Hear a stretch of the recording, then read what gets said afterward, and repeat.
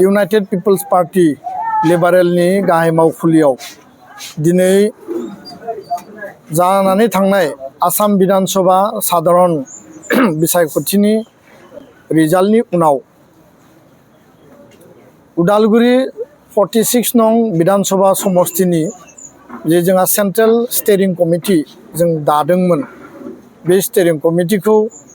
जोङो दिनै कोर लेभेलनि जोंनि गासै बिबानगिरिफोरनि सावरायनायनि गेजेरजों जों बेखौ दिनै डिजल्भ खालामबाय। आंजों लोगोसे स्टेरिं कमिटिनि वार्किं चेयारमेन दङ,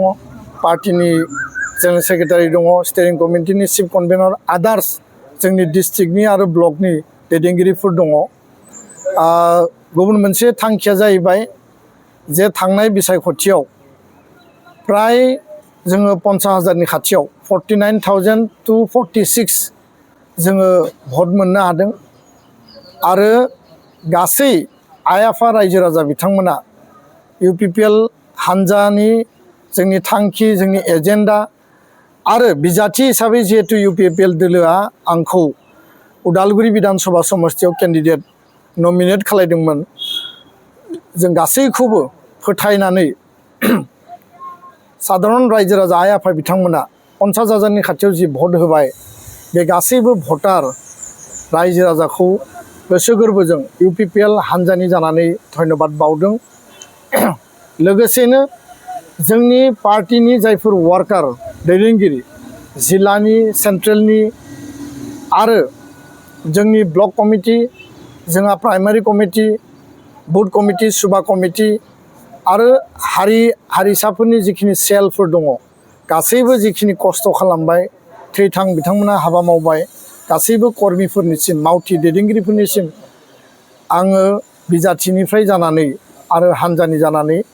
बिथांमोनखौबो, जोंनि मावथि दैदेनगिरिखौबो आङो धन्यबाद बावदों। दा बे बिसायख'थिनि उनाव रिजाल्टआ फैबाय। बे रिजाल्टआव जोङो खम भट मोननानै जों देरहानो हादिया आरो BPF हान्जानि बिजाथि बिथाङा देरहालांबाय। दा दिनैनि बे समाव जोङो बेखौनो बुंनो नागिरो जे थांनाय बिसायख'थियाव UPPL दोलोआ उदालगुरि समष्टियाव जों जेनदोंब्लाबो प्राय 15,000 जों भट थांनाय काउन्सिल इलेक्शननिख्रुइ जों बारा भट मोनदों आरो एन्टायार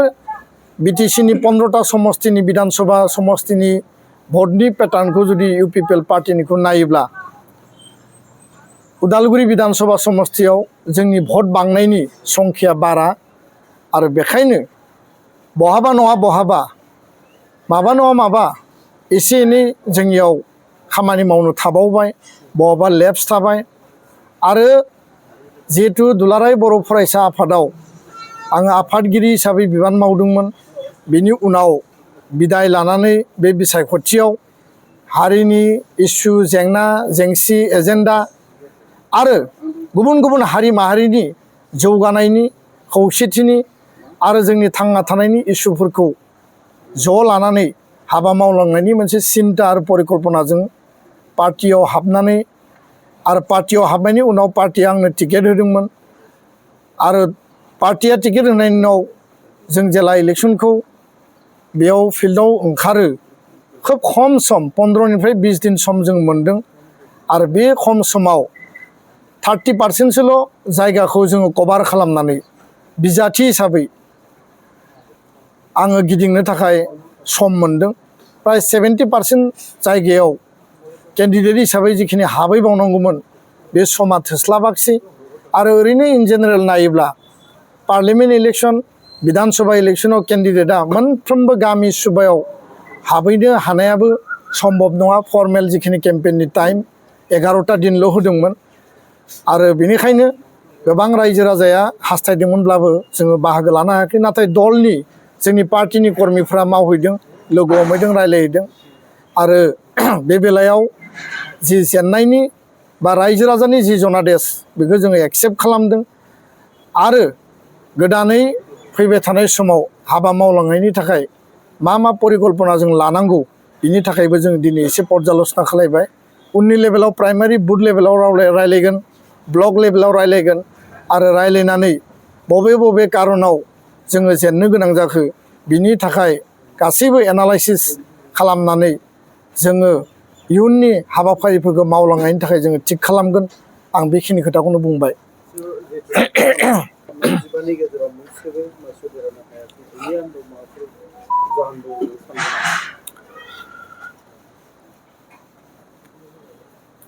इउपिपिएल पार्टिनिफ्राय प्राय बिटिसिआव 15टा आरो बाहेरायाव मोनथाम 18टा सिटआव कन्टेस्ट खालामदोंमोन आरो पार्टी हाइकमान्डनिफ्राय टिकेट होनाय जादों सेन्ट्रेल लेभेलाव बिनि पर्यालोचनाया जागोन जोंनि पार्टीनि आफादगिरि मानगोनां प्रमद बर' बिथां आरो वार्किं चेयारमेन रोनगोरा नार्जारी आरो पार्टीनि फाउन्डार माने आफादगिरि माने बारग' आफादगिरि आरो दोलोनि माने सिनियर मोस्ट दैदेनगिरि इउजि ब्रह्म बिथांमोननि लेभेलाव बे पर्यालोचनाया जागोन जिहेतु आं पार्टीनि सासे साधारन सोद्रोमा आरो पार्टीयाव आं गोदान गतिके माखासे सोंलुनि फिननायखौ आं होजोबनो हानाय नङा आरो पार्टीनि जायफोर मिरुनि दैदेनगिरिफोर दङ बिथांमोननि गेजेराव जोंनि जिल्लाफोरखौ लानानै जेला पर्यालोचना रिभिउ मिटिं जागोन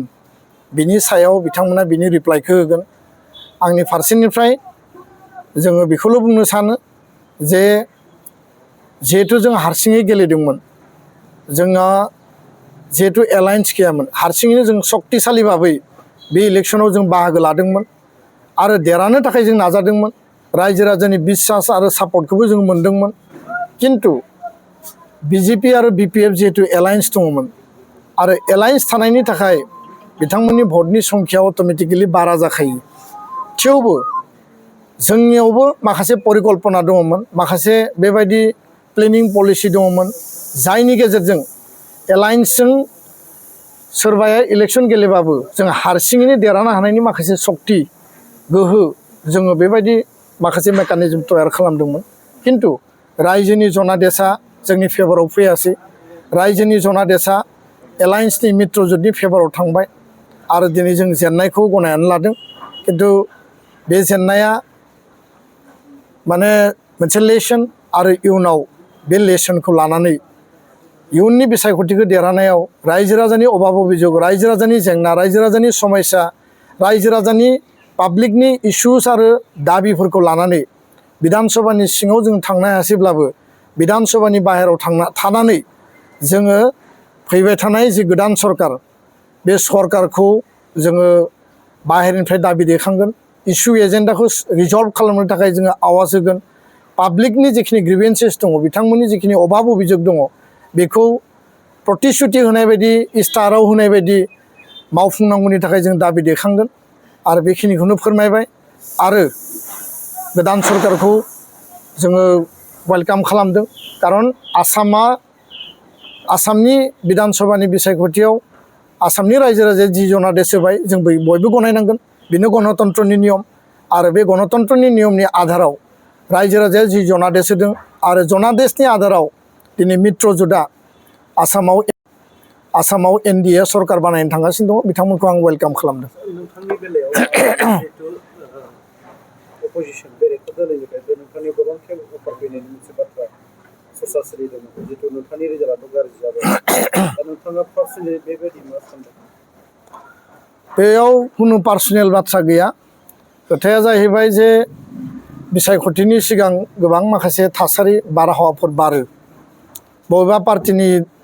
मावथि बिबानगिरिया बबेबा पार्टियाव थाङो आरो बबेनियाबा बबेयावबा फैयो दा आङो जेब्ला पलिटिक्सआव बा ससिय' पलिटिकेल जार्नियाव आङो ओंखारगोन होननानै बिभिन्न माध्यमाव प्रसार जाबाय बिपिएफ दोलोआबो मोनसे प्रस्ताब होदोंमोन जे नोंथाङा जुदि माने एक्सेप्ट खालामोब्ला बिपिएफ दोलोनिफ्राय बबेबा मोनसे समस्तिनिफ्राय केन्डिडेट जानानै माने बिसायख'थि गेलेनानै देरहालांनायनि लामाखौ जोङो नोंथांनो अफार होयो आरो सेम लेभेलाव बिजेपि दोलोनिबो गुबुन गुबुन लेभेलनि दैदेनगिरिफ्रा मोनसे प्रस्ताब लानानै फैदोंमोन जे बिजेपि दोलोआव हाबनानै बबेबा मोनसे समस्तिनिफ्राय नोंथाङा देरहानानै एमएलए जाहैनांगौ बे खोथाखौ बुंदोंमोन नाथाय आङो बिथांमोननि जि अफार बे अफारखौ आङो रेसपेक्ट खालामदों सनमान होदों खिन्थु आं एक्सेप्ट खालामनो हानाय परिबेसाव गैयामोन आरो बेखायनो आङो प्रथम पसन हिसाबै UPPL दोलोखौ बासिनानै लादोंमोन आरो लानायनि उनाव दलाव हाबनायनि उनाव पार्टी हाइकमान्डआ आंनो टिकेट होदों आंनि सायाव बिसास लाखिनानै आरो बेबायदिनो आङो बिसायख'थियाव बाहागो लाबाय आरो देरहानायनि पूर्ण पर्याय उदालगुरि बिधान सभा समस्तियाव UPPL दोलोआ जे देरहागोन बेखौ जोंनि अपोनेन्ट पार्टी BPF आबो गिदोंमोन बिथांमोनाबो सानदोंमोन जे बेयाव UPPL-आनो देरहागोन होननानै रायजो राजानि जिखिनि जोंनि जि सायाव जिखिनि बिसास आस्था आरो जोंखौ जि सापर्ट होनाय बे रायजो राजानि फारसेनिफ्रायबो जोंनियाव हिसाब निकासा क्लियारमोन UPPL दोलोनि एग्जिट पलाबो बेखौनो बुंदोंमोन जे जों उदालगुरि बिधान सभा समस्तियाव देरहागोन खिन्थु बहाबा नङा बहाबा लेप्स थालांबाय गोरोन्थि थालांबाय मावबावनांगौ थालांबाय रायजो राजानि खाथियाव थांबावनांगौ थालांबाय आरो थांनाय परिबेसखौ जों एनालाइज खालायोबा बे समस्तियाव एसे दाबि धमकिबो जादों जोंनि गारि गुरा बुफायदों जोंनि दलनि कर्मिफोरखौ माने दमन खालामनाय सोलिदों थाखा फैसा राननायनिबो गोबां एभिडेन्स दङ आरो स्किम आसनि दानना होगोन जोंनिनो सरकार दङ बेबायदिबो गोबां भटार राइज जायफ्रा जोंनो भट होनानै रेडि जाना दंमोन बिसोरखौबो सिगि सग' खालामनाय बहुत बेबायदि इनपुट्स फैदों दा बेफोरखौ बुंनानैबो जेबो मुल्य गैलिया कारन इलेक्शना जालांबाय रिजाल्टआबो फैबाय आरो बेफोर अभियोगखौ होनानै दा बेयाव कुनु बेसिस गैथ'ला होननानै आं सानो खिन्थु परिबेसा बेबायदिमोन आरो बेबायदि थासारि क्रिएट खालामनानैसो देरहानायनि अंकखौ बिथांमोनाबो मोननो हादों दा बेखायनो जि जनादेश रायजोआ होदों 50,000 भटार रायजोआ जोंनि सायाव बिसास लाखिबाय बिसोरनि फारसे जोंनि जि मावनो गोनां जि दायित्व रल आरो रेसपन्सिबिलिटि पार्टीनिफ्राय बे जोंहा थागोन आरो जिहेतु आङो केन्डिडेटमोन आंनि फारसेनिफ्रायबो थागोन बेखिनि खोथाखौनो आं फोरमायबाय गोजोन्थों